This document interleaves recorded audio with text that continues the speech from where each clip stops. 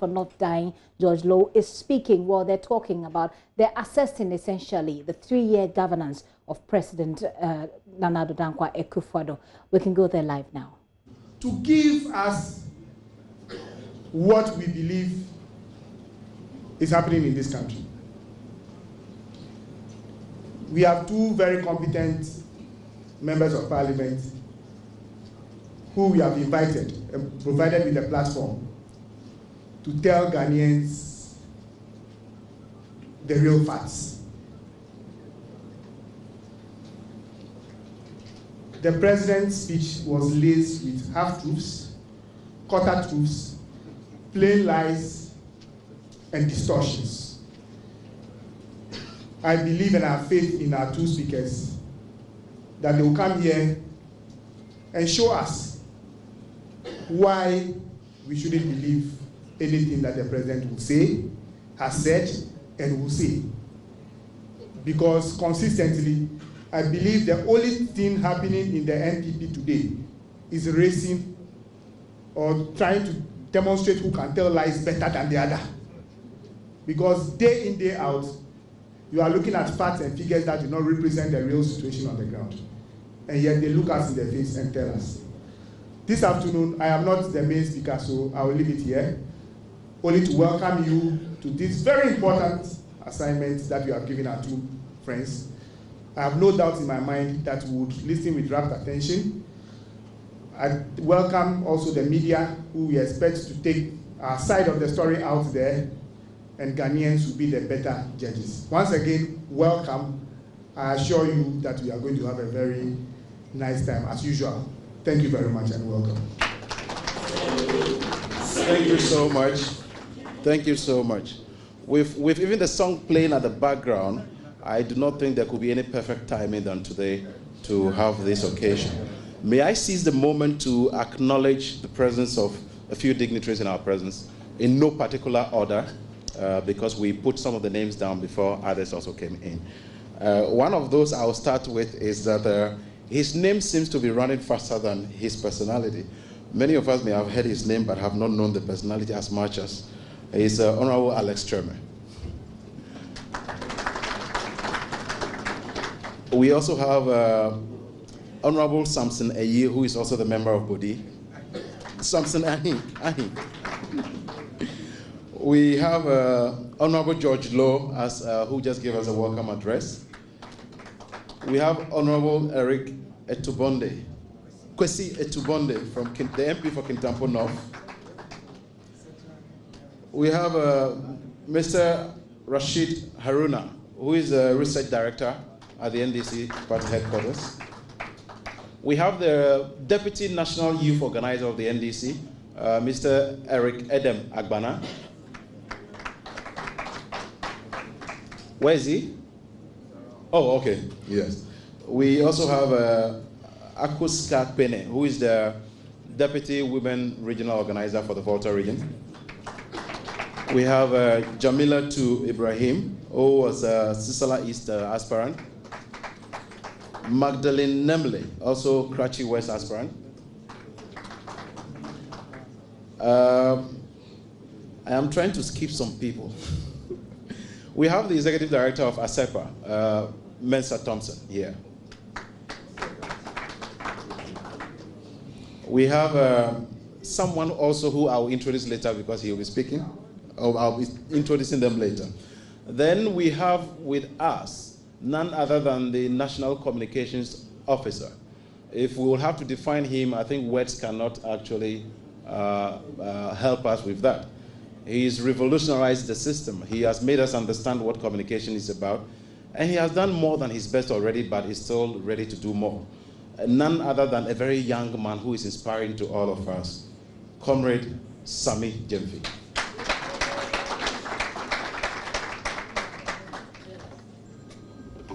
Yes, I'm sure that many of us have noticed what he has been doing.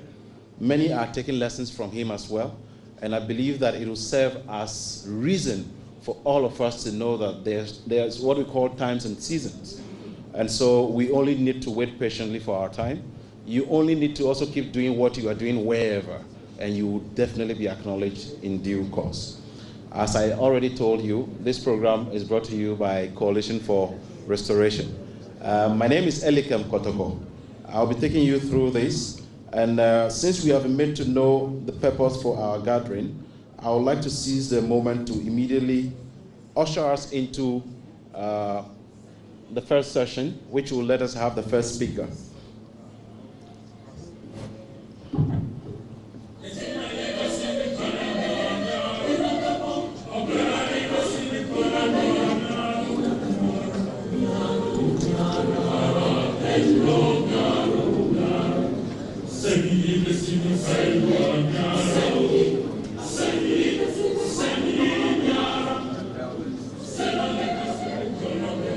Okay, and we want to thank our media partners for their active engagement and getting involved in such activities, because we believe they are the major propellers of events of this nature. JoyNews, GH1, all the other media houses that we have here, I'll be acknowledging you all one after the other. Power FM. I'm told also there are some stations speaking in the Bronga Hafo, Sonyani. That's Moonlight.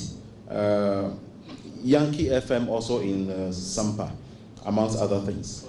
Class FM is also one of them. Accra FM. Ghana Web is here with us. I see TV Africa, TV3, JoyNews, Hunto TV, and we are streaming live on CFR Facebook, just as the NCR Communication Bureau is also streaming.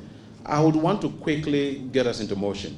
We need to deliberate on what you see behind me here, assessing the 3-year reign of President Akufo-Addo.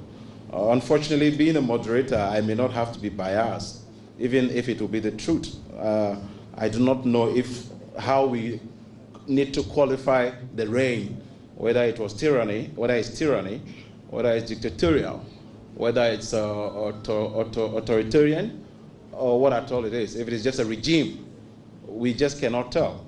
Maybe it's a blend of all. They might call it a hybrid reign. And so I would want us to quickly acknowledge the presence of our first speaker, who has been in Parliament for 3 consecutive times. My name is Eric. He is also called Eric. And the meaning of Eric is that you are rich and purposeful. So even if I don't have money in my pocket today, I believe tomorrow I'll be rich, and I'm already being purposeful.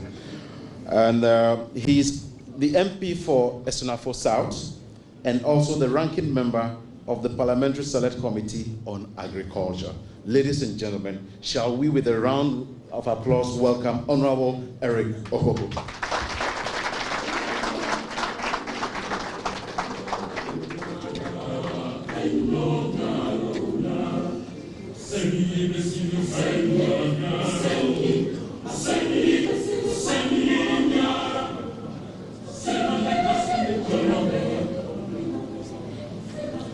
Thank you very much, Eric, the moderator.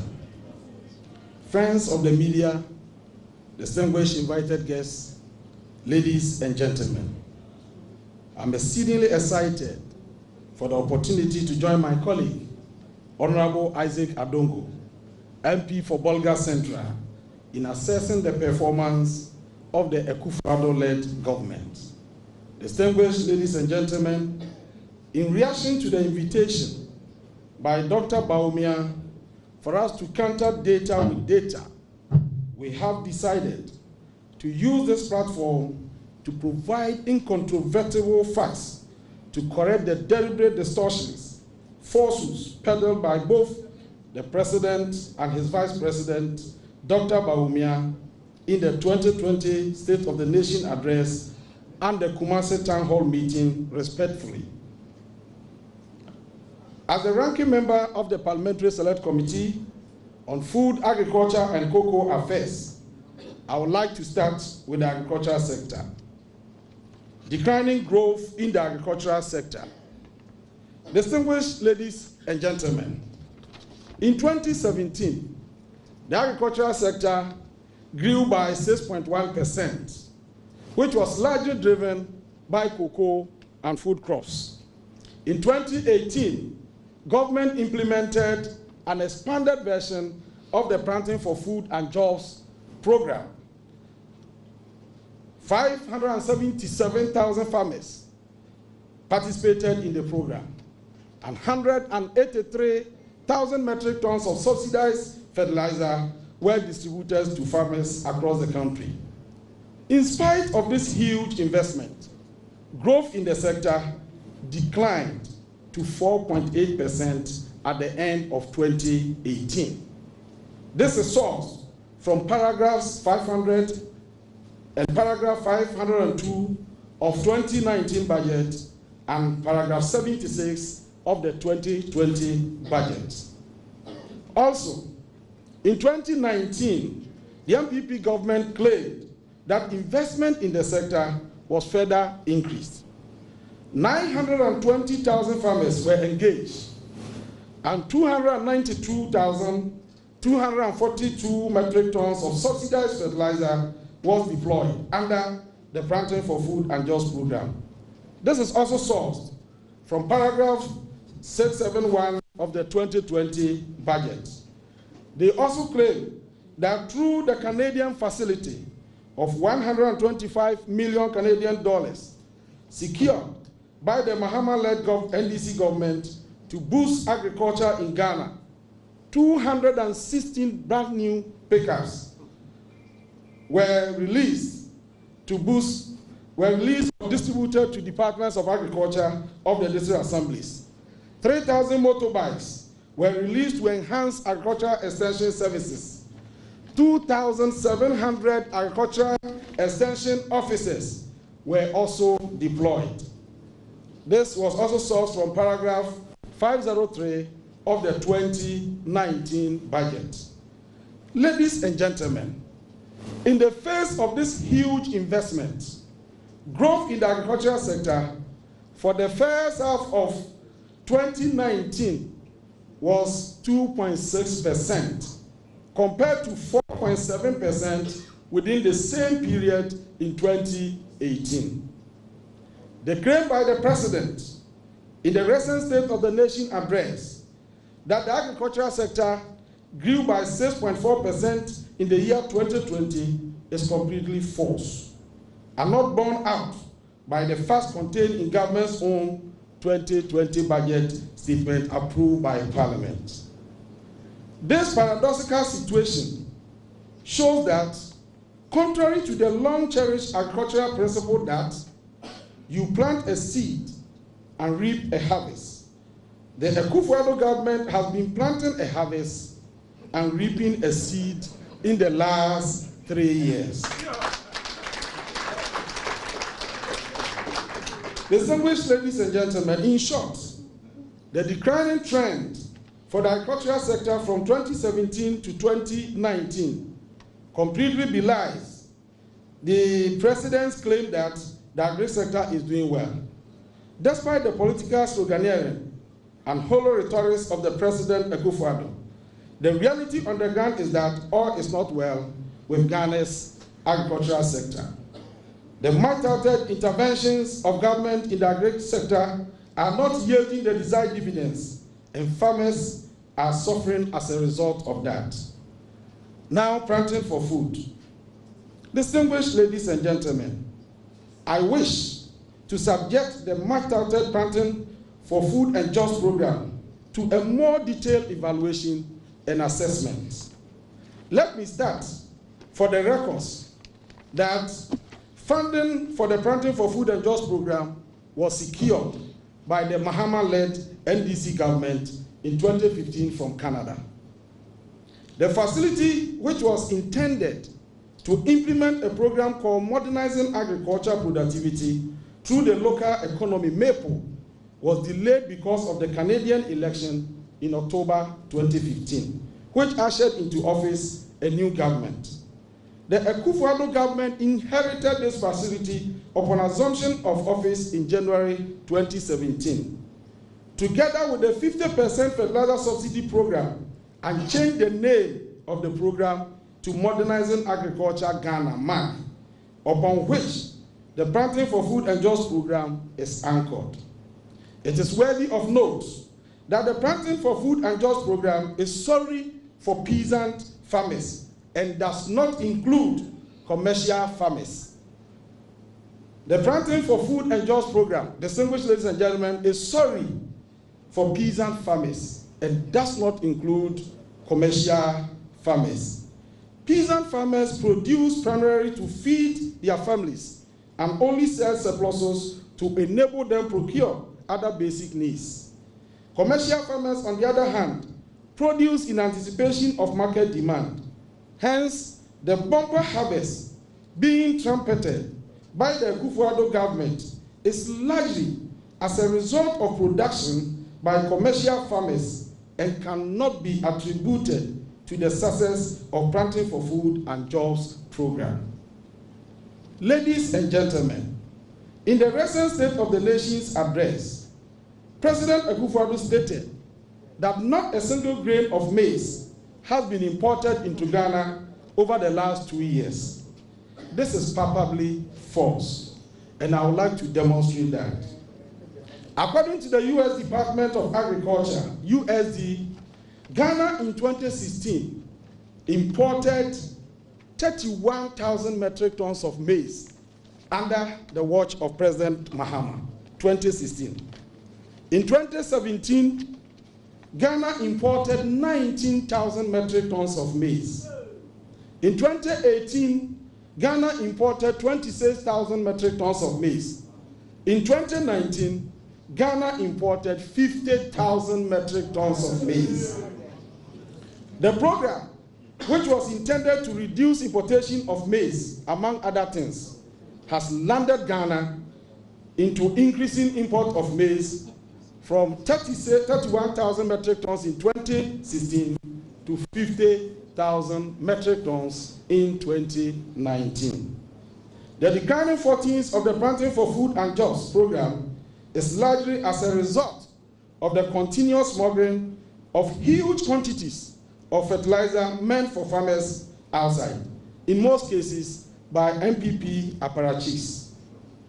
Instead of admitting the failings and challenges confronting the program, the Akufo-Addo government has set up an office at the Ministry of Food and Agriculture, which has been cooking figures to mislead the nation on the true state of the Planting for Food and Jobs program.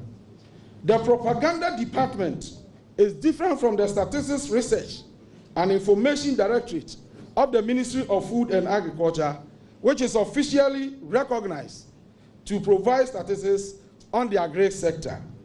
The following are few examples of deliberately cooked data which have been churned out by the newly created propaganda unit at the Ministry of Food and Agriculture.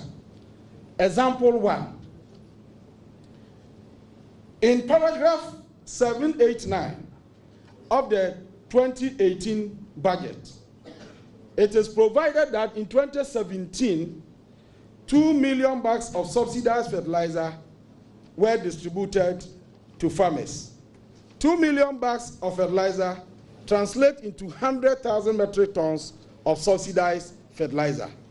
So we know from the budget of 2018 that in 2017, government distributed 100,000 metric tons of subsidized fertilizer. Also, in paragraph 502 of the 2019 budget, we have been told that government distributed 183,000 metric tons of subsidized fertilizer in 2018. So 2017 and 2018, we know from the two budgets, 2018 budget and 2019 budget, that government distributed 100,000 metric tons plus 183,000 metric tons, which is equal to 283,000 metric tons of subsidized fertilizer. Strangely, when you read the 2020 budget, under paragraph 257, we are told that between 2017 and 2018, government distributed a whopping 551,000 metric tons. Distinguished ladies and gentlemen, this is a clear situation of government massaging figures to whitewash government performance in the eyes of the ordinary Ghanaian. 551,000 metric tons is an equivalent of 11,020,000 bags of 50 kg each, 50 kilograms each. If the subsidy is 75 Ghana per bag, then it means that government, having distributed 551,000, would have paid a subsidy of 824,500,000 Ghana cedis into the pockets of the ordinary Ghanaian farmer.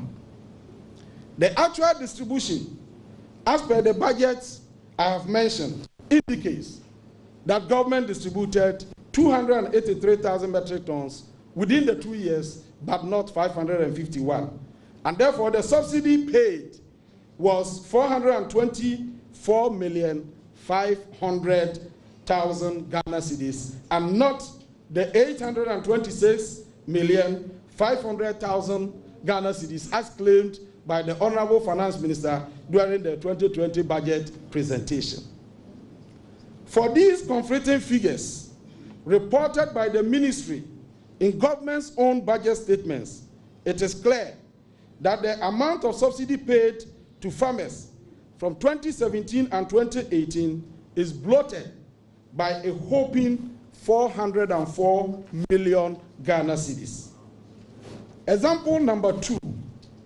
In paragraph 388 of the 2018 budget, it is stated that 201,000 farmers participated in the Planting for Food and Jobs program in 2017. Again, in paragraph 500 of the 2019 budget, we are told that 577,000 farmers participated in the program. So for the 2 years, we have 201,000 farmers participating in 2017, 577,000 farmers participating in 2018. But we must also understand that this is cumulative. We don't add, because those farmers who participated in 2017 participated in 2018. So if we are looking for the total number of farmers who participated in the program for the 2 years, the figure should be the 577,000 as mentioned in paragraph 500 of the 2019 budget. Surprisingly, in the 2020 budget, in paragraph 257, government reported to Parliament and therefore Ghanaians that in the 2017 and 2018, in the 2 years, 880,000 farmers participated in the program. This means that 303,000 farmers who never participated in the program have been added as farmers who benefited from the program. These are ghost farmers, and we are looking for them. Sadly, these conflicting cook figures is what form the basis for government claim that 1,541,545 jobs have been created under the Planting for Food and Jobs program between 2017 and 2018. Ladies and gentlemen, permit me to expose another palpable falsehood which has been peddled repeatedly by the Akufo-Addo government relative to the number of jobs created under the Planting for Food and Jobs. In paragraph 259 of the 2020 budget, the Ministry of Finance reported, and with your indulgence, I would like to quote, Mr. Speaker, the intervention also created significant jobs along the commodity value chain, a total of 746,601 and 794,944 jobs were created in 2017 and 2018, respectively. About 94%, please take note of this point, about 94% of these jobs are linked to farm-level employment. They have created, in the 2 years, they say they have created over 1.5 million jobs under the Planting for Food. And they add that 94% of these jobs are created on the farm level. So these are farm level employment. 4% to value chain and post-harvest services provision, and the remaining 2% to extension, delivery, and ICT. Out of these jobs created in 2017 and 18, 94% is equal to 1,449,052. This is what we call Bade. Peasant farmers work on small-scale farming, small lands. They take fertilizers and they take improved seeds. Now they move to the field, and government is saying that they employ people, and that is job creation. And that because of the fertilizer distributed to them, they employed 1.4 million and over people, and that is job which has been created by the MPP government. Distinguished ladies and gentlemen, it is a fact that peasant farmers, most of them, they don't even hire laborers. When you go to most of the Akan communities, they engage in what is called a Inobwa. Under the Inobwa arrangement, what they do is to undertake specific tasks on the farm. And government is saying that this is part of the job they have created for Ghanaians. And that is why government is saying that I have created over 1.5 million jobs under the program, but 94% of the jobs are on the farms. So Inobwa is the new job they have created for Ghanaians. Distinguished ladies and gentlemen, we want to ask some specific questions. How can this constitute job creation by Nana Addo's government? And what mechanism did government use to determine the farm level employment? What is the specific mechanism government used to know the number of people, individual peasant farmers, who bought subsidized fertilizers from government have employed on their farms? This question must be answered. Distinguished ladies and gentlemen, I strongly believe that at this juncture, I have demonstrated beyond reasonable doubt that the government of Nana Addo Dankwa Akufo-Addo is executing a stratagem of deception in the governance of our nation. We cannot forget the 50,000 metric tons of fertilizer worth $12 million that disappeared to neighboring countries in 2018. In 2019, we are told that another 20,000 metric tons worth over $5 million could not be accounted for. When the Parliamentary Select Committee of Food, Agriculture and Cocoa Affairs inquired into the whereabouts of the fertilizer, the ministry responded, it has been smuggled to neighboring countries. Ladies and gentlemen, this is the true state of the Planting for Food and Jobs program. All is not well with our farmers. And as the president will have us believe, our farmers are really suffering.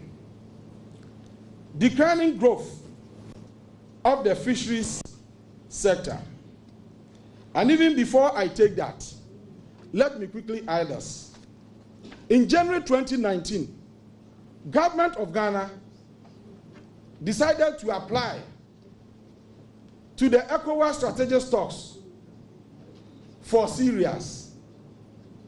That was the first time the Republic of Ghana sent an application to the ECOWAS strategic stocks for assistance. And let me give you a brief background of the strategic stocks. In 2013, the ECOWAS heads of state met in Yamoussoukro in Abidjan and decided to establish a strategic stock to support member states who may be in dire need of food, especially when there is drought in the country, there is famine or any unforeseen contingency, and the country is in dire need of food. ECOWAS will then step in to release some of the food some of the cereals from their store to support those countries. Ghana in January 2019 applied that we needed support. And the ECOWAS Commissioner in charge of agriculture and water resources, Sekou Sangari, had to travel from Senegal to come and present cereals, 2,750 tons of cereals, rice, maize, millet, and sorghum to Ghana. On that day, Sekou Sangari indicated that we have served other countries like Niger and Burkina Faso, and you have also requested, so we are responding to your request on the firm belief that you will fill our store grain for grain when the time is due. The Deputy Minister for Agriculture, Honorable Sagre Bombagi, who received the cereals on behalf of the Republic of Ghana, indicated that, don't worry, Mr. Sekou Sangari, Ghana will be able to pay back in March because we are implementing a program called Planting for Food and Jobs.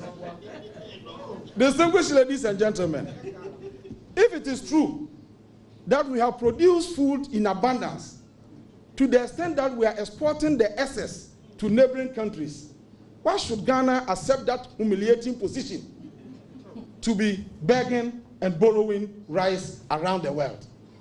Now, when you ask, they say that, oh, the strategic stocks, the stocks are located in Ghana here. So we didn't borrow. But you see, the Ghanaian media has been very charitable to this government. When you Google for this story, just even in this one, let's do a short exercise here. Just something simple. Take your phone, go to Google, and just enter ECOWAS donate cereals to Ghana. You get the story. The heading is ECOWAS donate cereals. But when you read, the contents is different. Somebody is taking somebody's cereals and promising to repay. Is that a donation? Is that a donation?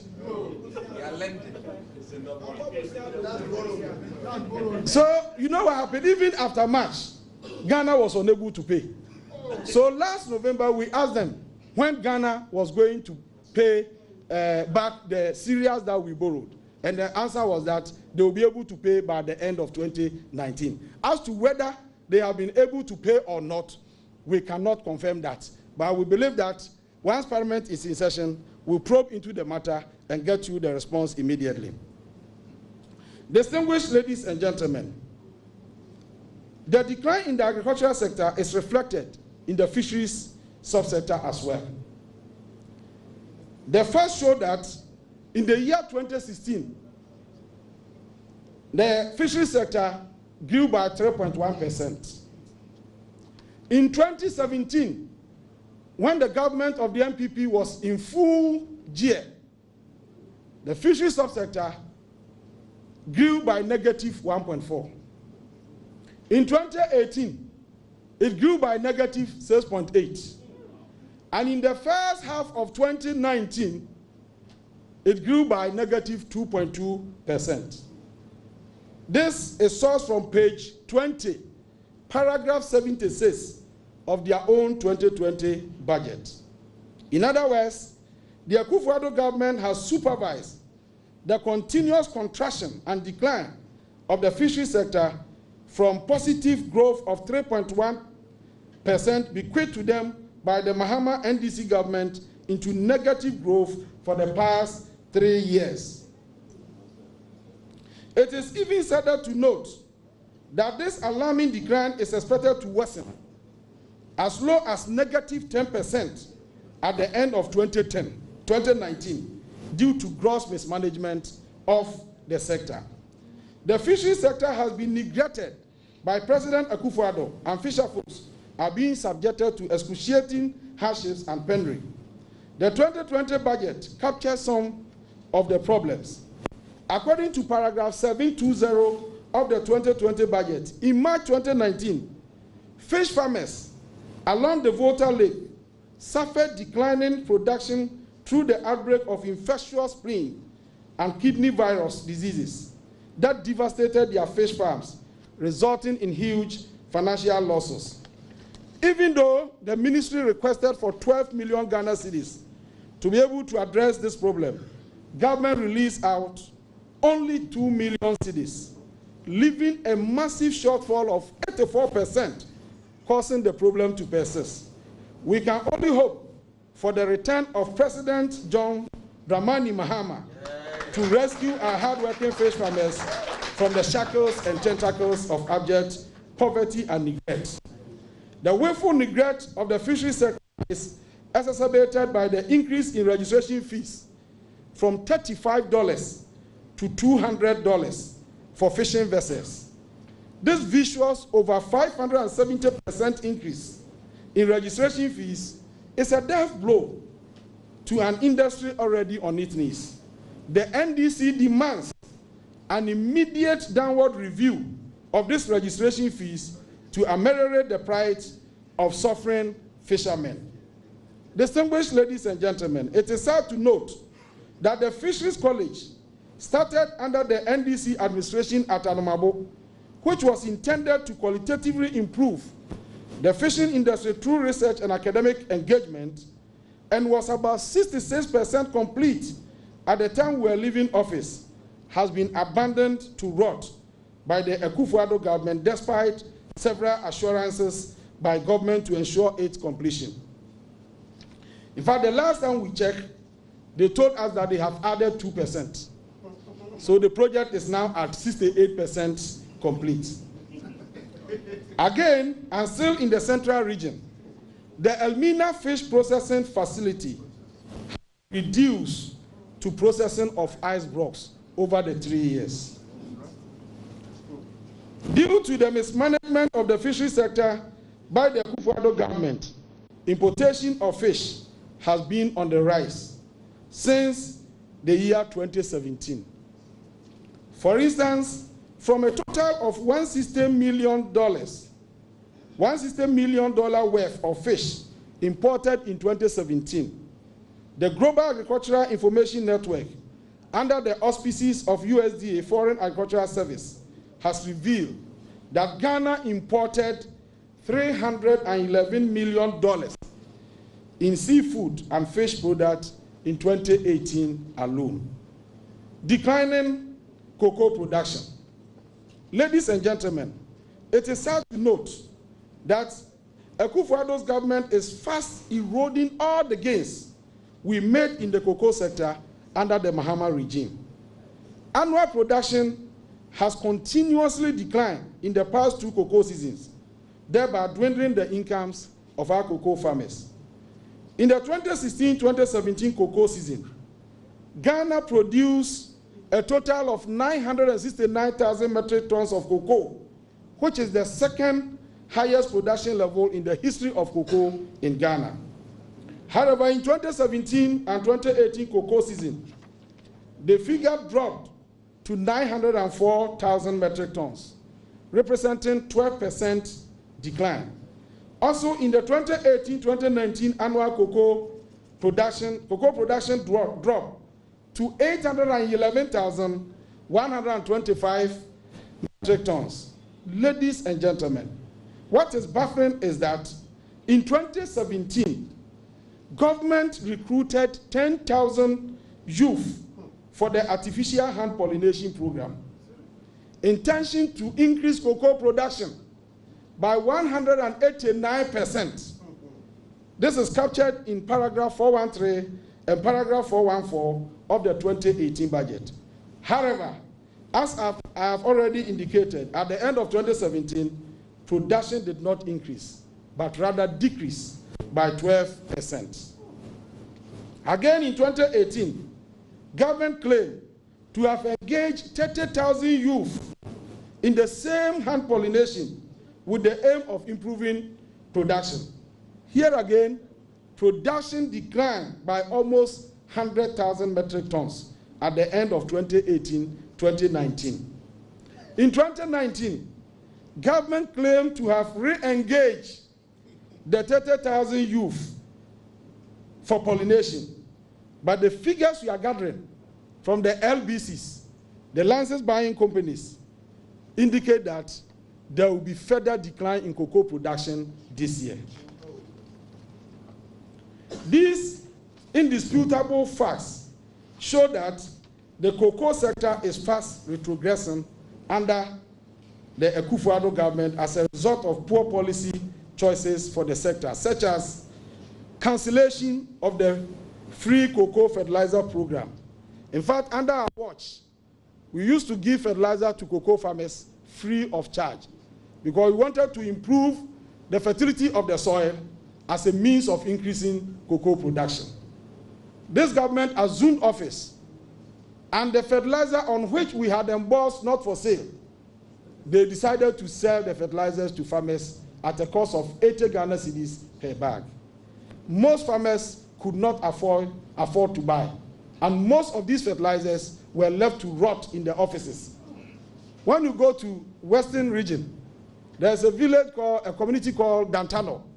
I believe that is Professor Frimpong Boateng's hometown. I personally visited that place, and I saw thousands of these fertilizers rotting in the office, several of them across the country. Another reason is over-politicization of the mass spraying and the pollination works. Non-increase of producer price of cocoa for 2017 and 2018, and discontinuation of over 200 cocoa road projects commenced by the Mahama NDC government. Ladies and gentlemen, the only way Ghana can see growth and progress in the cocoa sector is for President John Dramani Mahama to be re-elected on December 7, 2020, to rescue the sector from the clutches of the insensitive and inept Akufo-Addo's government. Upon assumption of office on 7 January 2021, President Mahama will restore the distribution of free fertilizers and chemicals to cocoa farmers, complete all abandoned cocoa road projects, restore payment of bonuses to cocoa farmers, just to mention a few. Dr. Bawumia, in his town hall meeting in Kumasi, indicated that they've been paying bonuses to farmers. That is a lie. Since they assumed office, they've never paid a peso to any cocoa farmer in this country as bonus. In fact, under our watch, we used to pay 5 Ghana cedis per bag bonus to farmers, and immediately they assume office, they abolish it. Indeed, the trend of producer price of cocoa in the last 20 years in Ghana is a clear testament to President Mahama's superior record in the promotion of the welfare of cocoa farmers as captured below.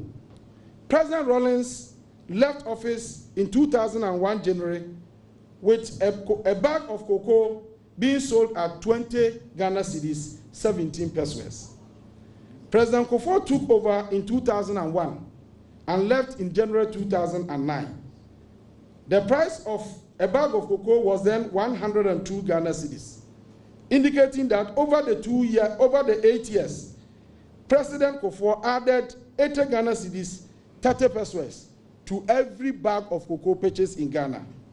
Then Professor Mills took over from 2009 to 2012. He also left with a bag of cocoa being sold at 212 Ghana cedis, indicating that Professor Mills, over the 4-year period, added 110 Ghana cedis to every bag of cocoa purchased in Ghana. Then came President Mahama, 2012 to 2016. At the time President Mahama was living, a bag of cocoa was being purchased at 475 Ghana cedis, indicating that over the 4-year period, President Mahama added 263 Ghana cedis to a bag of cocoa. Then in January 2017, Nana Akufo-Addo took the mantle.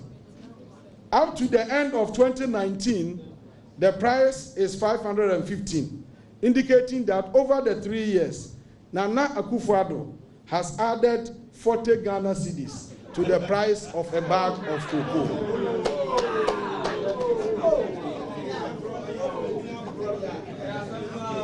Distinguished ladies and gentlemen, It is sad to note that rather than increasing the producer price of cocoa and promote the welfare of cocoa farmers, the Akufo-Addo government has increased office expenditure significantly at the Cocoa Board head office to the detriment of the hardworking cocoa farmers in the country.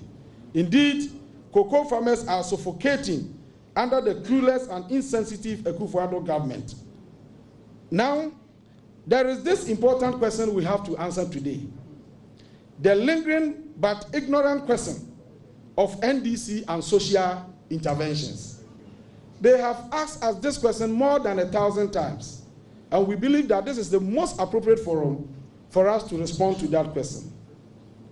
In October 2018, the Vice President, Dr. Bawumia, asked the NDC to provide a single social intervention that reduces the hardships of Ghanaians.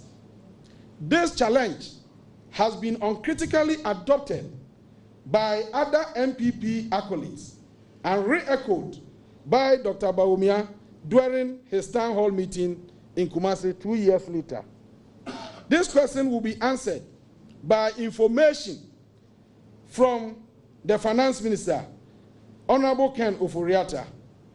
We are going to use their own budget to answer the question they posed to us. I refer to paragraph 781, paragraph 783, paragraph 574, paragraph 696, and paragraph 785 of the 2017 budget, where he recounts achievements of the NDC. Take note of the first 4 words in the paragraph, in paragraph 781. Now, paragraph 781 has been displayed there. Other social intervention expenditures in the sector for the period under review included an amount of 71.91 million for the provision of subsidies to senior high schools. This is referring to 2016, what they inherited from the NDC. They are saying that under our watch, we expended 25.96 million on the implementation of progressively free SHS. And they continue, 22.57 million for basic education certificate examination. Basic certificate examination. We were paying 70% of the registration fees for the pupils, and the parents were paying 30%. Today, the MPP is paying 30%, and they call that 30% a social intervention, but the 70% cannot be called a social intervention. And then they spoke about capitation grants. They talked about feeding grants for colleges of education, and so on and so forth. And there are several paragraphs. This is just under education. They also talk about social interventions and agriculture. They mentioned the free fertilization, agricultural mechanization centers, and several others. And then you go to paragraph 696, they talk about the urban cards for the elderly. The card that was supposed to provide free transportation for the elderly and preferential treatment in terms of medication and everything. So they mention all these things in their budget. Then after capturing this in their budget, they come out to ask us, what social intervention have you done? So we are asking them to go and read the 2017 budget that they themselves presented to Parliament. Other social intervention, I've read that portion, so let me skip that one.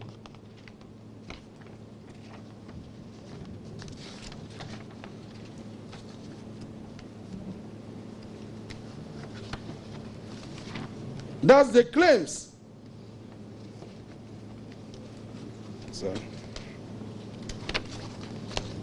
So what we are saying is that on the issue of social interventions, the NDC as a party has done so much.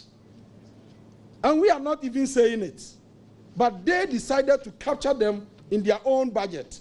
And then, in turn, come and ask us, tell us what you have done in respect of social interventions. Distinguished invited guests, they have also posed to us another important question. The question is, if you people are saying you should abolish free SHS, a double track, what is the alternative? Even if we abolish double track, we in MPP believe that abolishing double track means abolishing free SHS. In fact, in the town hall meeting in Kumasi, that was what Dr. Bawumia said, that abolishing double track means abolishing free SHS. We want to say that that is not true. That is not true, and want to answer that. President Mahama started the construction of 123 secondary schools. More than 50 of them were completed and operationalized. The rest are at various stages of completion. If you complete all those schools, there wouldn't be the need for double track. But if for political reasons, you decide not to implement President Mahama's project, you also promise to deliver 350 secondary schools within 18 months. If you, the MPP, have kept its promise of delivering 350 senior high schools within 18 months, there wouldn't have been the need for double track. Then apart from that, we have over 500 private secondary schools in this country. Their facilities were inspected and approved by the Ministry of Education as facilities befitting secondary school education in this country. If they are included in the implementation of the free SHS program, that very day, double track will disappear immediately. It is just a matter of engaging private secondary school owners, and discussing the modalities under which their facilities can be used as schools as part of the free SHS program. Immediately you rope them in, double track will no longer be in existence. But our people have decided not to do that. We have to remember that President Mills, of blessed memory, was faced with a bigger challenge when the 3-year and 4-year SHS programs crashed during his tenure. The numbers were more than the reported figures that led to double track, and yet, through innovative policies, parents and children never had to suffer through double track. The failure of Akufo-Addo to complete Mahama's project, coupled with lack of planning, are the reasons why the double track nemesis is compromising the quality of education that our children are experiencing in SHS. The NDC birthed the 1992 Constitution, in which free education at all levels, including SHS, is provided for.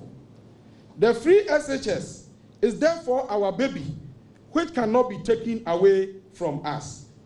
It is therefore strange that President Akufo-Addo, who boycotted the Consultative Assembly that drafted the 1992 Constitution and captured free education, now claims to be the father of the brainchild of the NDC.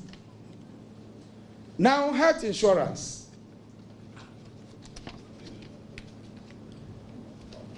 President Nana Addo Dankwa Akufo-Addo, in the State of the Nation address, indicated that health insurance is now solid, is now vibrant, buoyant, and is functioning as expected.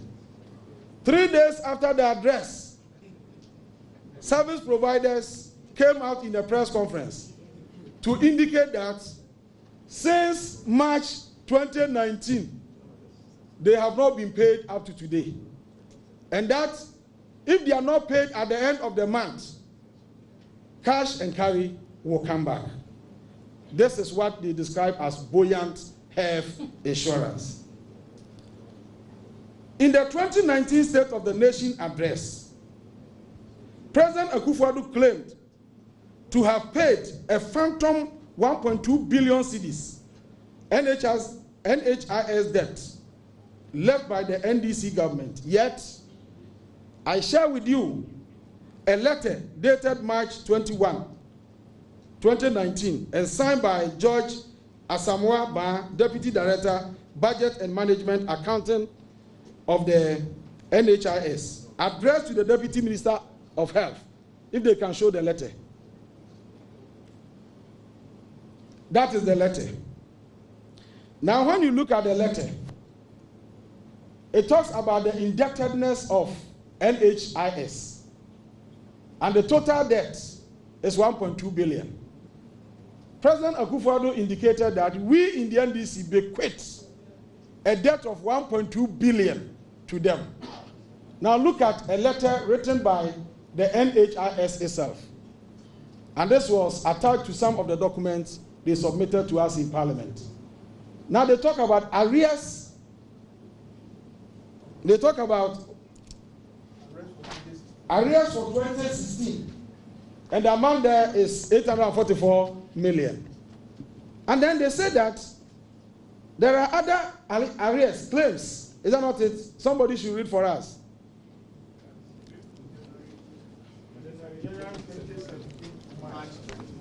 So when they assumed office in January, within the 3 months, they also incurred some debts. And that is there. And then they also paid some suppliers. 107. So when they add the debt they incurred to what they inherited from us, the total was 1.2 billion. And Nana-Addo claimed that all the 1.2 billion was the debt that the NDC left behind. Meanwhile, NDC was not in office between 2017 January and March. Yet we incurred the total debt. That is the insincerity, the level of insincerity that we are talking about. Now let me go to the health insurance and demonstrate again.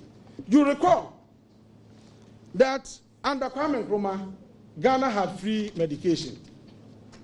You go to hospital, they treat you, and you go home without paying anything.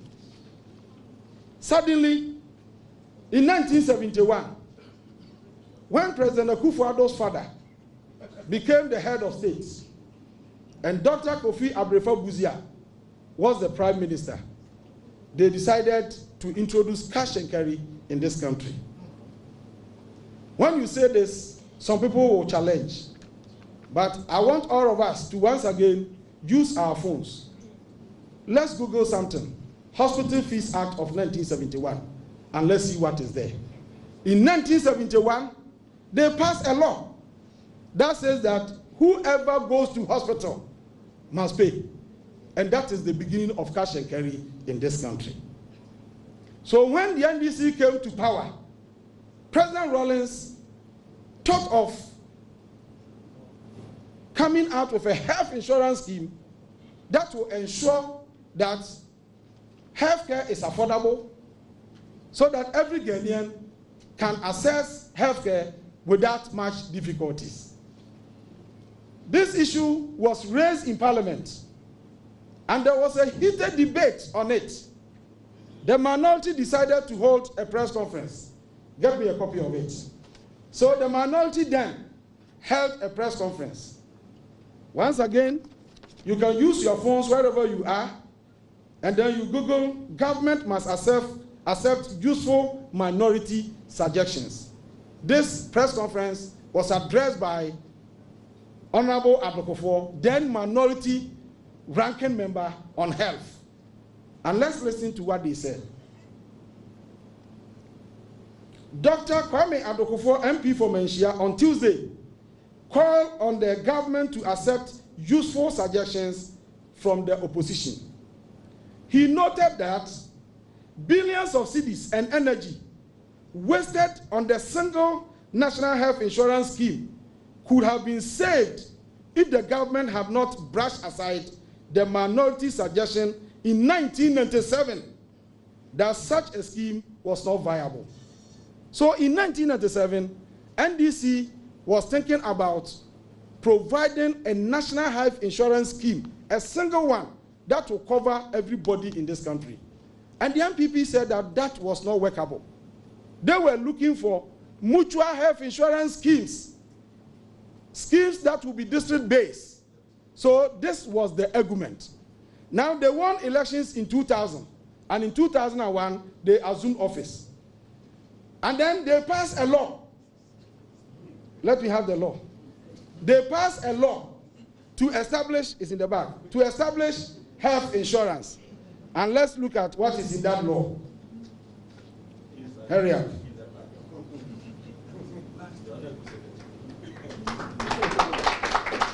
No. Yes. Okay.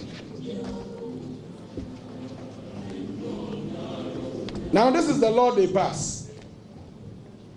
Insurance, National Health Insurance Act, 2003, Act 650. This is the law they passed. Now let's all listen.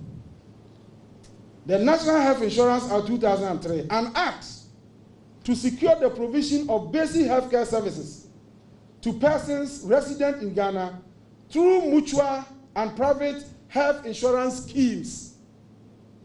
So they established schemes. This law established schemes. So under President Akufo, every district had its insurance scheme.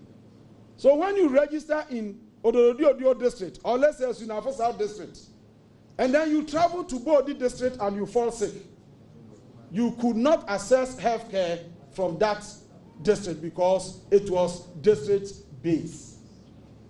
Secondly, all the people who were employed under the scheme had to be paid by the district. So if we are employed by Bodi district, and then they don't have money that month, there is no way you can be paid. That was the scheme they provided. Then NDC won elections in 2009. And we said, no, this is not what we promised Ghanaians. We wanted to have a single health insurance scheme that will cover every Ghanaian, so that wherever you are within the boundaries of Ghana, you could access health care without any difficulty. So we passed this law, National Health Insurance Act 2012. And this law is signed, was assented to by President John Dramani Mahama. This is the law that established the National Health Insurance Authority.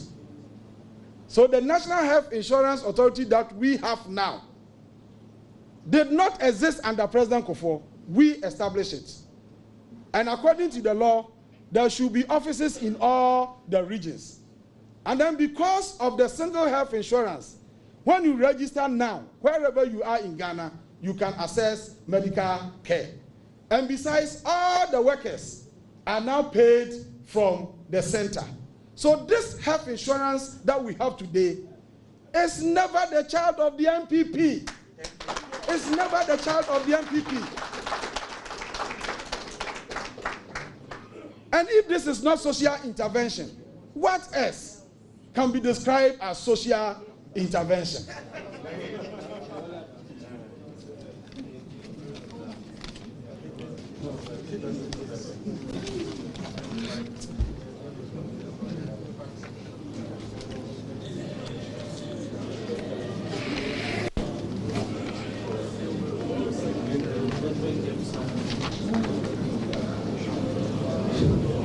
Distinguished ladies and gentlemen,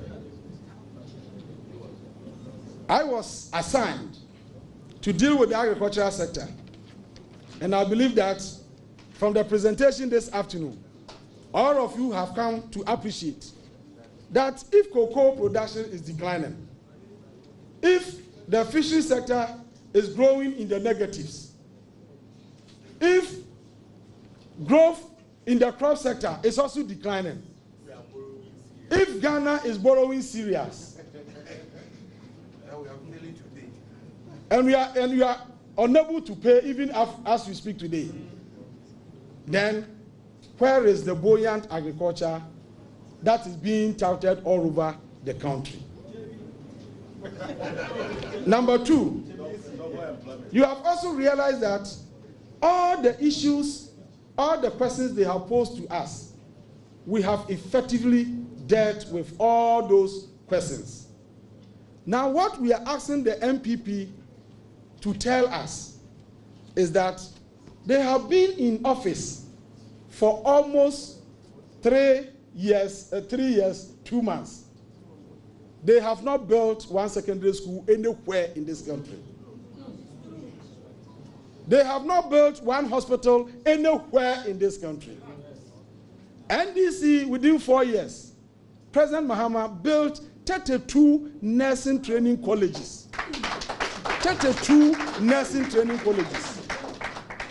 Nana Addo Dankwa Akufo-Addo, for 3 years, not one. Not one. Distinguished ladies and gentlemen, now they claim that NDC is coming to abolish free SHS.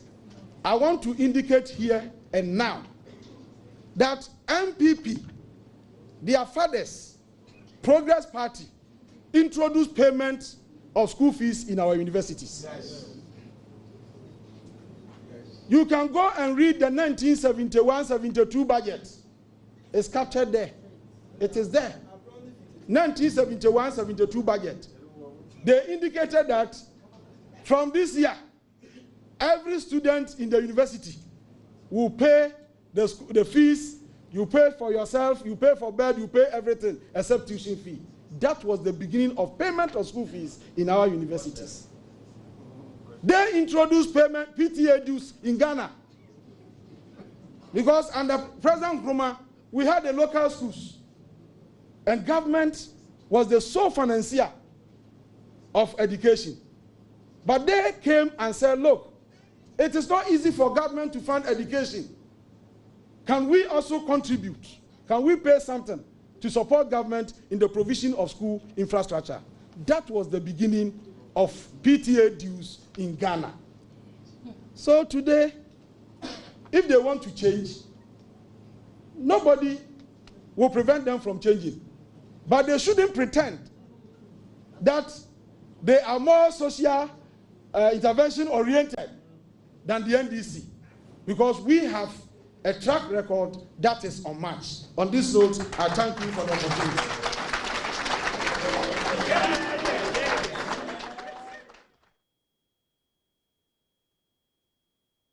That is the Member of Parliament for Esnafo South, Eric Opoku, there, wrapping up for us the NDC's forum. They're talking about various sectors of the economy. They say that of the country. They say that this is their own perspective as far as the state of the nation is. And very soon we'll be also hearing from Mr. Adongo, who will also be addressing issues on the economy. But I have here in the studio with me members of Parliament from the minority side. We'll be talking about the debate as well that went on in Parliament. He talks about the person he just heard, Mr. Eric Opoku, just talks about how the NPP, they believe, is eroding the gains of the NDC. They talk about how the NPP, they believe, is neglecting the fishery sector.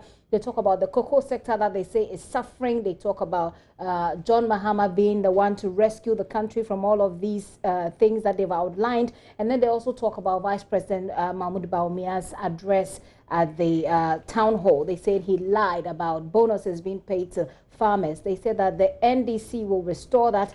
The NDC will remove double track system in the education system. They say the NDC will see to an effective operationalization of the NHIS. They talk about 32 nursing training colleges, which they say John Mahama built in 4 years. NPP, they say, or Nana Akufo-Addo, they say, has not built any in the 3 years. Essentially, they are assessing the 3-year governance of President Akufo-Addo. We'll take a quick break. When I return, I have Abdul Aziz, Member of Parliament for Mion. I also have Edward Bauer, who's Member of Parliament for Dongo. They all join me in a quick discussion about the state of the nation. Do stay. We'll be right back.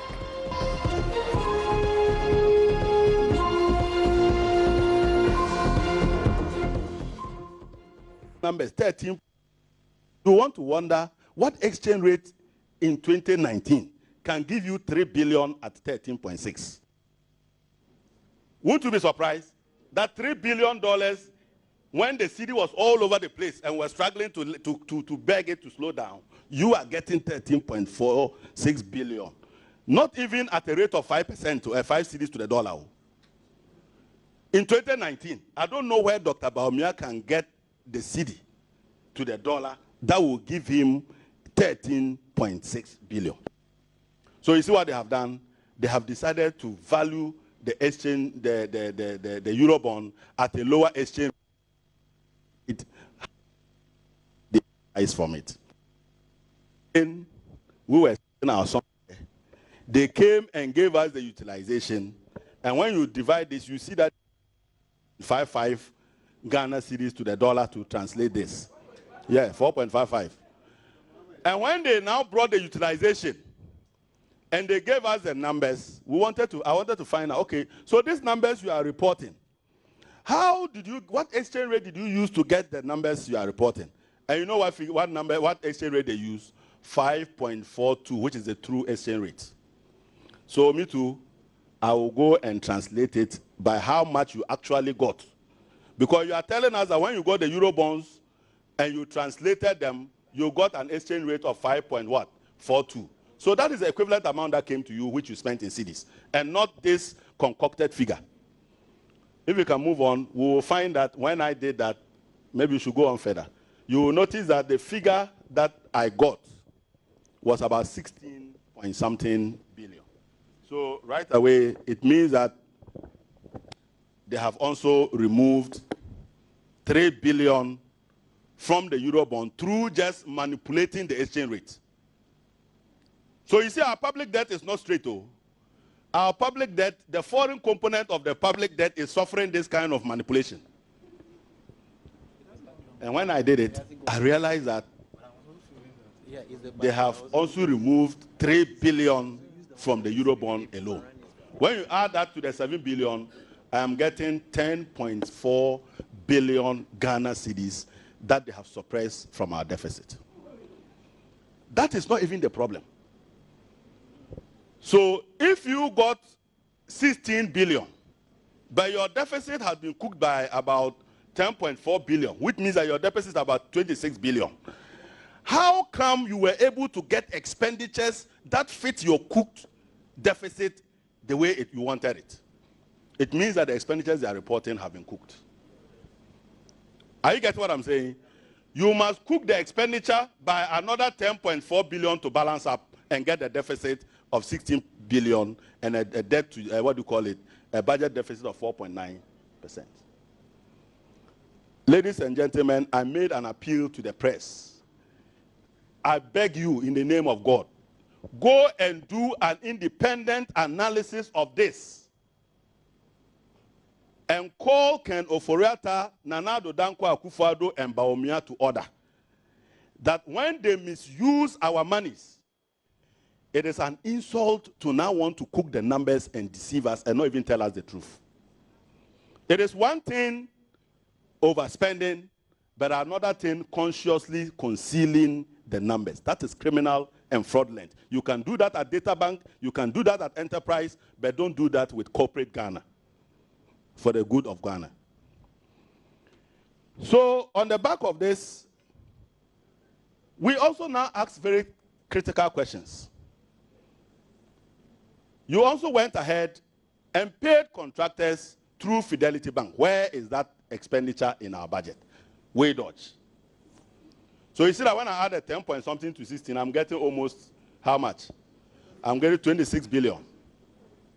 They also go and pay contractors through Fidelity Bank, and they don't report the expenditure anywhere. So if you add that 5 billion, how much is our deficit? 31 billion Ghana cedi. This is scary. These are not my numbers. These are numbers from the Ministry of Finance.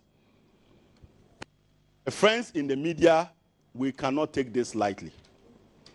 You see, as a result of that, they are now giving you a deficit that they want to point to you. And when you now do 31 billion as a percentage of our debt, you are now getting a deficit of about 9.8 billion. I want to call on the Auditor General as a matter of agency to commission a special audit into Ghana's euros bonds that have been issued over the last 3 years, totaling about $9 billion, and determine how they were used and how they were appropriately reported in order to establish our deficit. Because we passed a Fiscal Responsibility Act that criminalizes overspending beyond 5%. And Ken Ofori-Atta must be a subject of censorship of Parliament based on the information to be produced by the Auditor General. And if this work is not done now and it is done in 2021 when it's out of power, Ghanaians would have lost out on somebody who earned income from us and sat there and damaged us and will have no redress. So Auditor General, as a matter of agency, we want to know our public deficit so we can trigger the appropriate clauses within the Fiscal Responsibility Act. But what that also means is that investors obviously have been hoodwinked. They use this data to go and deceive investors. Investors bought Ghanaian bonds believing that our deficit was about 4.9%, when in actual fact our deficit is roaming around 9.8%. This data exclude what they describe as below the line or below the middle numbers. They already have their own way of accounting, and I'm saying that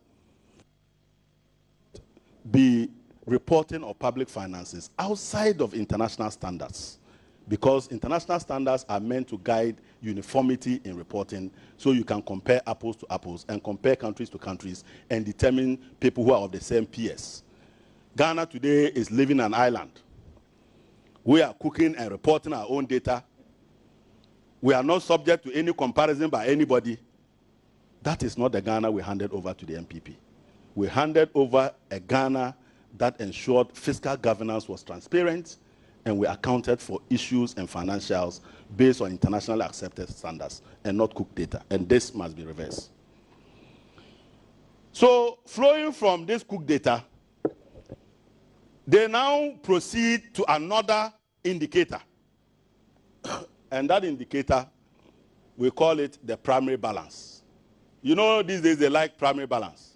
Every day our primary balance is in surplus, and it is the first time in the last 3 years. It's a lie. It has never been in surplus. Let me give you a very simple way of calculating our primary balance. What our primary balance does is to determine how much of our revenue and grants are spent to pay for part of our interest cost. When a country is spending part of its revenues to pay off its interest costs, it means that you are reducing the rate at which your debt would accumulate. But when you are borrowing to pay the interest costs, what you are technically doing is that you are paying interest upon interest, which we call, compounding of your debts. And compounding grows your debt faster than simple interest. And when you are able to pay your debt, it means your debt now transitions to become a simple interest, and you are reducing the rate of debt accumulation. Simple. So when you take your deficit, in your deficit includes the interest that you paid. So when you add back or you subtract that interest, do you get a positive figure or a negative figure? If you get a positive figure, it means that part of your revenue went to pay for your interest costs. If you get a negative figure, it means that your revenue was not sufficient to meet all your costs and pay part of the interest, and as a matter of fact, the monies you borrowed, part of it was used to pay the interest costs, which is not a good thing.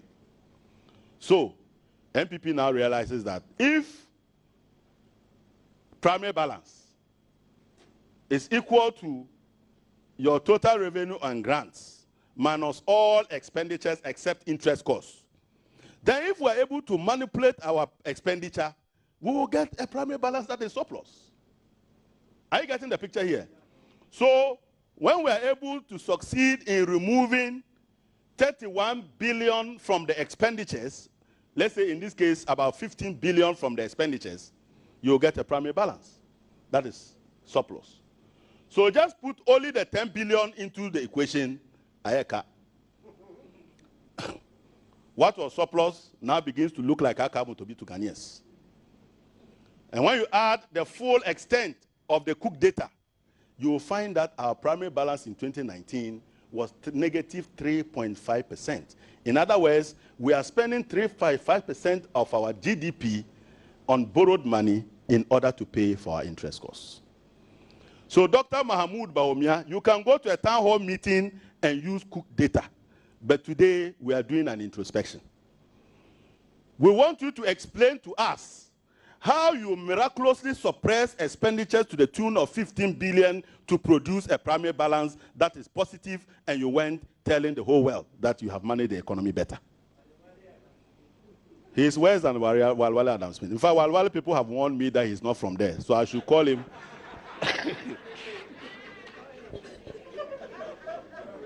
The last time they sent a message through to me through ABF Husseini that he's from Sheriga, so I shouldn't be calling Walwale Adam Smith. I should be calling him Sheriga Adam Smith. So, ladies and gentlemen, this is a very, very serious matter. This is a very, very serious matter. For a whole country's finances to be reduced to ping pong. And I'm surprised that the media is not holding a government that is doing all this to Ghana to account. As a matter of fact, the NDC has an obligation to begin to go outside of Ghana and plead to the international community to come and save us from creative accounting. Because this creative accounting cannot be allowed to continue. It is the reason you are getting positive primary balance, and yet everybody is worried about your debt. Because when you are in negative primary balance, you see the rate at which your debt is growing. You are compounding your debt. And every world is seeing that your primary balance that you claim to be positive is not reflective of the dynamics of your public debt. You see, he used some words some time ago. If your public debt is what? If the fundamentals of your public debt or of your primary balance is what? Is weak, your public debt will expose you. So today, Ken Oforiatta, Dr. Mahmoud Bawumia, and Akufo-Addo are caught red-handed cooking data. But it is not the first time they have cooked data. It has been part of the trademark. Ladies and gentlemen, having made it clear that our primary balance has been cooked, and as a matter of fact, Ghana's primary balance is a negative of 3.5%, and Dr. Mahmoud Bawumia said he wants facts and figures. In order that he doesn't hide to go and stand at a separate platform and produce his own data, I want to meet him face to face and ask him to defend these numbers in the full glare of Ghanaians. And if they are able to find any magic to dispute the cooking that they are doing in their primary balance and their fiscal deficit, I will resign from politics for good.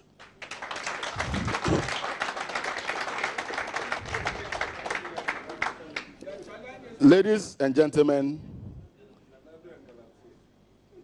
political parties pursue power in order to raise revenue to take care of the developmental needs of their people.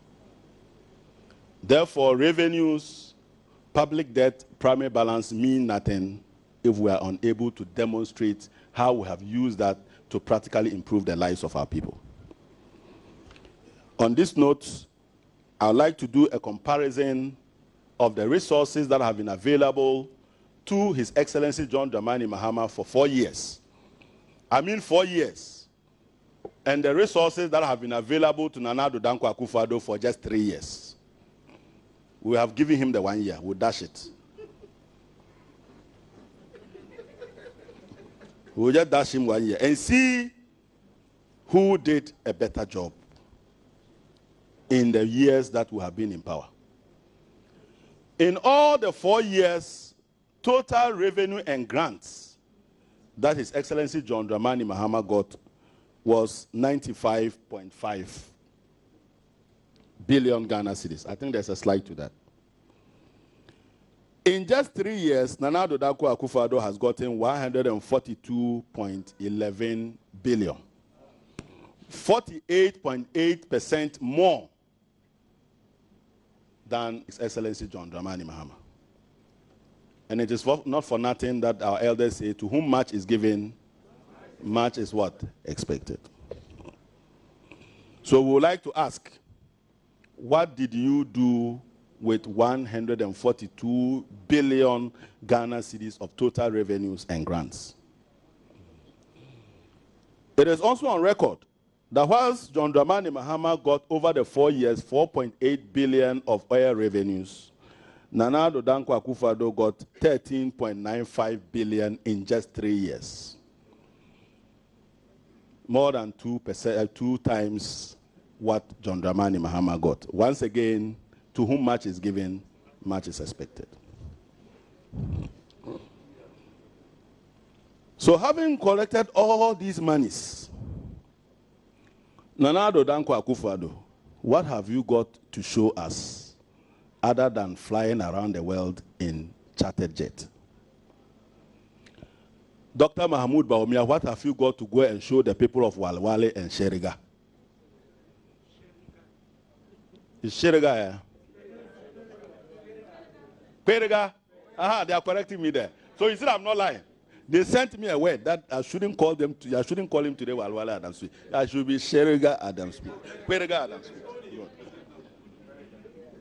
So if you got all these resources and you go to a town hall, we expect you to account for the town hall. How much you have used this, what you have used these monies for. You go there and you are talking things you don't even understand. Inflation, exchange rate. I'll come to tell you why he doesn't understand inflation and exchange rates. And then you go in there to talk about public debt accumulation. Matters that you have demonstrated lack of competence to handle. I think this was the one he took away 2 days ago. Immediately after reading the budget, we were given an announcement that he's going to tour the whole world and come back. We are waiting for him. The work is still here. But even more shockingly is the fact that at the time that they were going to issue these Eurobonds, investors were worried about the consistently underperformance of our revenue. And when investors began to ask this due diligence question about why our revenues are low and how we are going to increase our revenue mobilization, they set the Ghana Revenue Authority in motion to start lying about meeting the target of our revenue. You remember that the Commissioner General led a team of Ghana Revenue Service to a church service to go and thank God for meeting the revenue target. This is how far they can go to throw dust, even in the eyes of the international community. But the data is very simple here. I don't know whether you can show the tax revenue or the total revenue. Total revenue and grants was budgeted at 58 billion at the beginning of the year. Then at mid-year review, they came back to say they will do 58.9 billion. As far as Parliament is concerned, and as far as our financial reporting requirements are concerned, the revised budget is the target for the ministry and for Ghana Revenue Authority, not any other data. Okay, so you can see there. They gave them these numbers. So 50, at the end of the period, after they revised the budget, they were supposed to deliver how much? 58.9 billion. Then in December, when they brought the budget and they realized that they cannot meet this, and due diligence questions were being asked by investors as to why we are consistently underperforming, they came and created a non-existent target, projected target. Have you seen there's a projected target there? It's alien to our financial reporting. As a matter of fact, the only target known to Parliament is the revised budget target. So they then realized that they cannot meet it, so they created their own target at 54.52. Even that one, they didn't meet it. They still got 52.54. And you are in church celebrating what? A clear strategy to throw dust in the eyes. And it was all over. You media houses were reporting GRA has met its target. You didn't verify. But this is their data. Oh. Azekadongo doesn't have the capacity to generate this data. This is from the Ministry of Finance's own fiscal report that was released ahead of the issuance of the bond. Look at the next line. Domestic revenue, they missed it. In fact, they even missed their own projected target. We are not even talking about the what do you call it? The revised budget target. Tax revenue, they missed it. We are not even talking about the revised target. So they missed almost every single tax handle. But as masters of deception, they went to church and all of us followed them to church to go and celebrate. I'm sure that day the collection was very good in that church.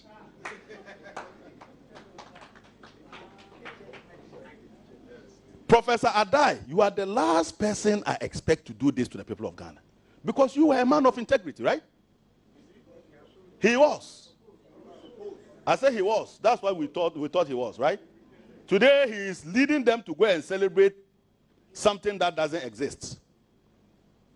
Ladies and gentlemen, the media, you must hold these people to account and stop them from further deception and lies to the people of Ghana. And when you mention lies, you become allergic. And yet there's no appropriate word other than that. Ladies and gentlemen, Dr. Mahamudu Bawumia and his team have consistently delivered numbers that are mind-boggling. You know, we were told that NDC is worse in terms of borrowing, and Bawumia was able to conjure some numbers to show that somehow or another, we borrowed more than they borrowed. Comparing apples to apples, John Mahama did 3 years. They have done 3 years. Is that not it? This data is showing between 2013 and 2015, this is how much John Dramani Mahama added to our public debt. How much? 64.24 billion Ghana cedis. Let's see Bawumia's baby, the father of all economists. What did the father of economists do? In 3 years, what did he do? 94.4 billion. Again, let me tell you that this number that we are showing is not even up to 3 years because they have given us data only up to November. So amount of money they borrowed in December is not here. We are so charitable, we have given them that 1 month. And yet, this is where they are compared to us. It takes a magical economist to see something different from what we are all seeing. But that was what he saw.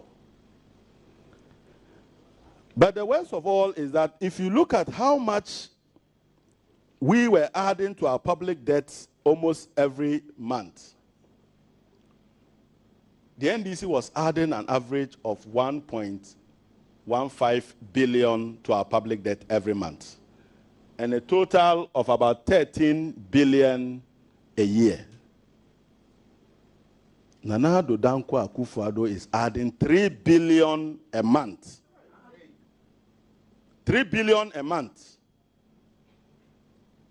And 36 billion a year. Dr. Mahamudu Bawumia, if you were owing a bank 36 billion, and they ask you to come and beg them, so they reduce it to 36, from 36 billion to 13.6 billion. Will you still accept 36 billion or you accept 13 billion? And yet you look Ghanaians in the face and you tell us some rate of debt accumulation that is magical. But this is the reality. How can somebody who is adding 13 billion a year increase debt at a faster rate than somebody who is increasing it by 36 billion? So me like that, I'm in the ring, I'm in the track with Usain Bolt, with this my tortoise and my weak heart.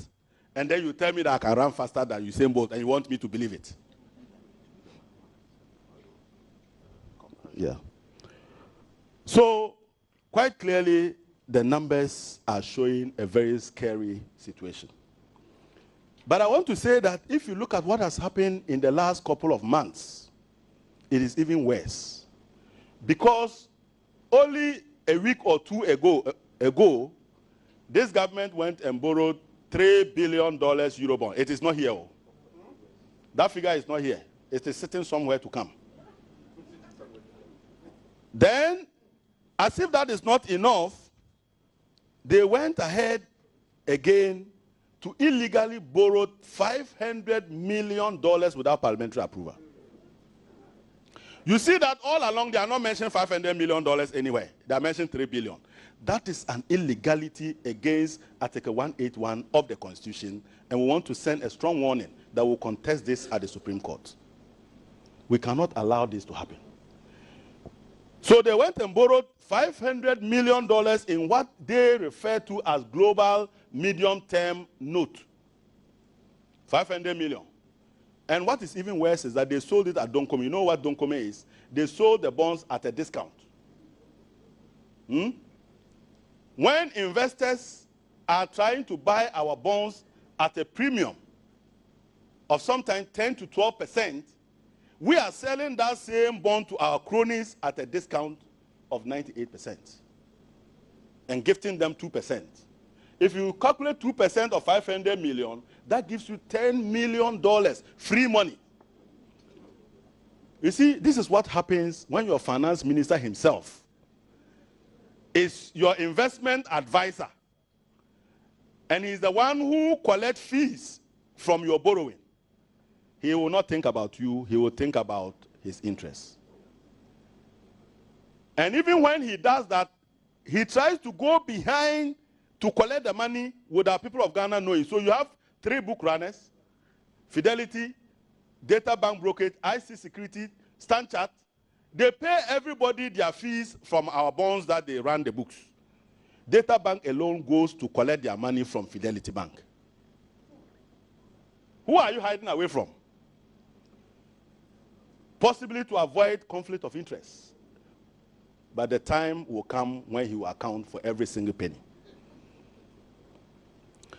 Now, in issuing this Eurobond, which didn't come, this $500 million, which didn't come to Parliament, the prospectus make very serious claims and surrenders the sovereignty of Ghana to investors. It says that Ghana has waived its immunity to our jurisdiction being the source of law of the agreement. And that the people of Ghana have surrendered our sovereignty to anybody who holds that bond, and you can actually serve us court processes at our High Commission in the United Kingdom. And as a matter of fact, if you win a case, you can actually decide to seize our assets abroad. Sovereignty of Ghana. The sovereignty of Ghana resides in the people, and the people is Parliament of Ghana. And Ken Ofori-Atta will account for this surrender and sale of Ghana on a silver platter to international investors. And we intend to pursue this to the latter.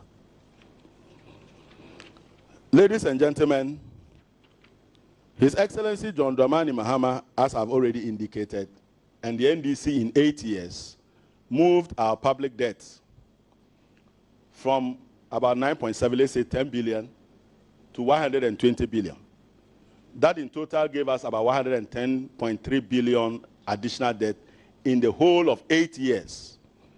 If you add the 3.5 billion that I have just mentioned, Nana Addo Dankwa Akufo-Addo and Dr. Bawumia, in just 3 years, 2 months, have added 135 billion to our public debt.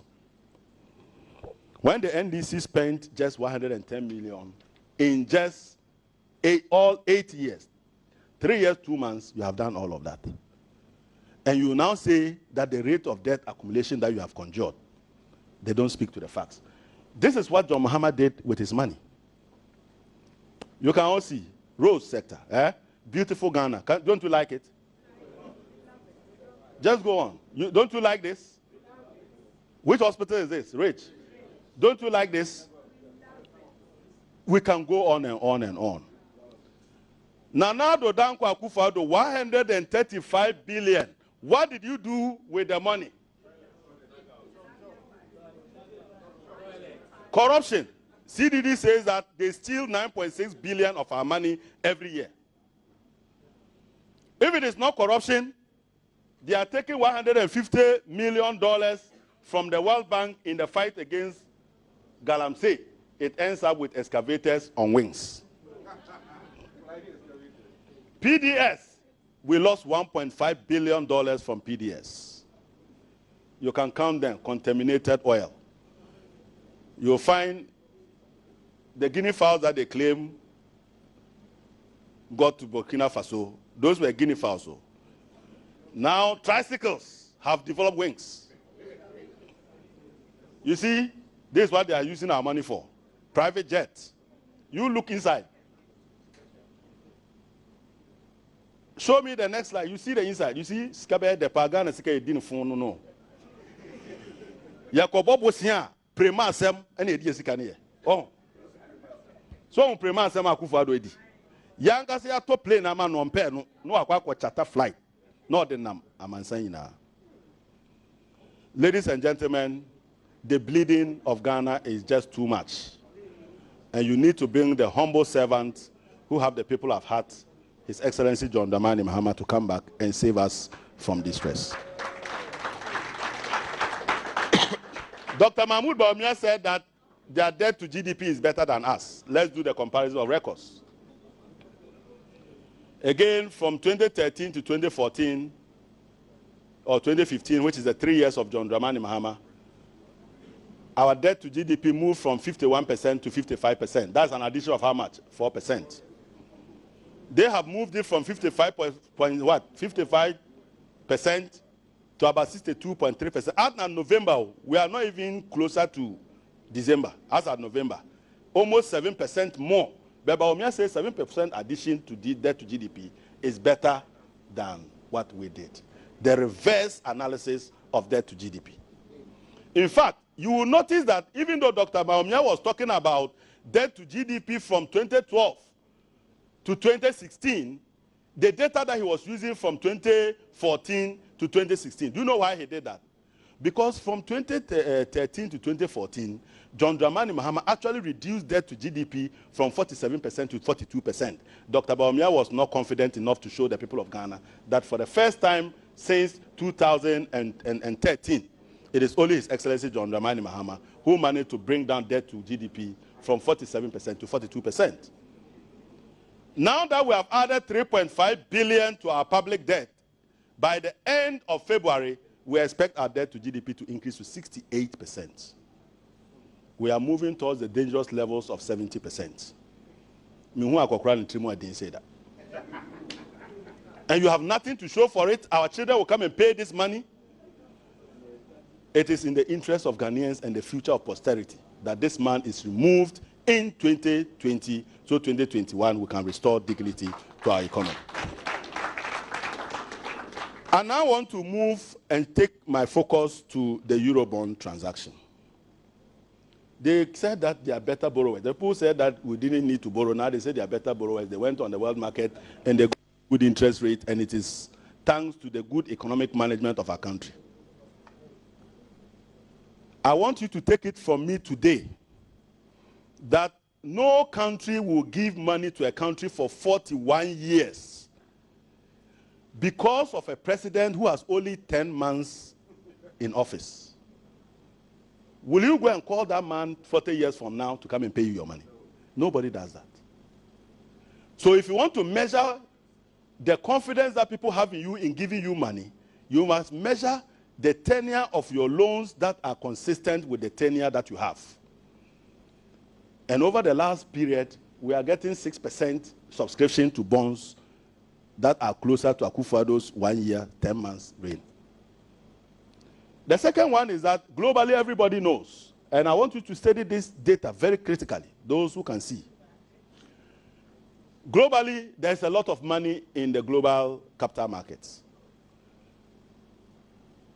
The American stock exchange has grown by about 56%. What it means that prices of stocks on the American exchange, stock exchange is at an all-time high. This one, level 100 investment banking will tell you that when stocks of companies are high, that is the time you do what? You sell. Because very soon the market will correct itself and the prices will begin to come down. So you buy when prices are low and you sell when prices are what? High. So at this time when prices are high, American investors are selling off their stock. Now they have a lot of money. Where should they send it? They don't know where to send it. Investors in Asia who were investing in samurai bonds in Japan and panda bonds in Japan and China are now struggling to offload their monies as a result of coronavirus. So there's a lot of money all over the place. Unfortunately for them, interest rates across the globe is coming down, said that even banks in the UK are struggling to make profit because of low interest rates. As a result of this, they are looking for the best opportunities to invest the money. Then comes the Republic of Ghana with freebies. You look there. The first one you see there is our Eurobond that is maturing in 2023. You will see the last price, and you will see the bid price, and you will see the yield to maturity at 4%. At 2020, this is level 3 years to mature. What it means is that investors are willing to give us money for 3 years at 4%. Do you understand that? Good. So if you come and you say you give 6%, everybody will be rushing at you because you don't know what you are doing. That is why you get this oversubscription. In fact, the bonds that they even used, they issued recently. After 2 weeks of issuing the bonds are going at a premium. In other words, the interest rate we gave is so high that it is the best investment opportunity in the world. Said that if you bought it only a few days ago, you are getting about 2% free money. The yield has already started coming down to about 7.8%. So if you do the calculation on what the yield to maturity or how much investors are willing to pay or to take as interest on our bonds to what we offered, we have given out close to almost $15 billion free money to investors in the next 5 to 10 years. Tell me who doesn't like cheaters. Don't call me, you won't come for it.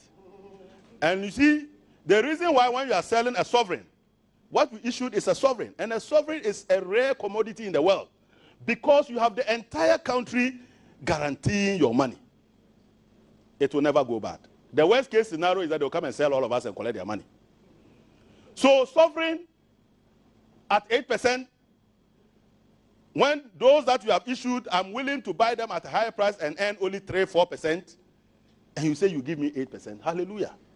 It is the reason the bonds were oversubscribed. It is not because of any magic wand from a 75-year-old man who is going out of office in the next 10 months.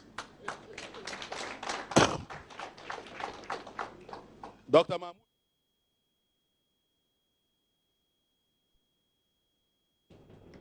And we bring the curtain down on that broadcast. Isaac Adongo is Member of Parliament for Bolga Central there, addressing a forum being organized by the NDC, the opposition NDC. He's been talking about the economy. Earlier on, they spoke about the Member of Parliament for sTenure South, Eric Opoku, spoke generally about agriculture, about education, about health, etc. Right now, let's do business life with George Abwaje-Wiafe.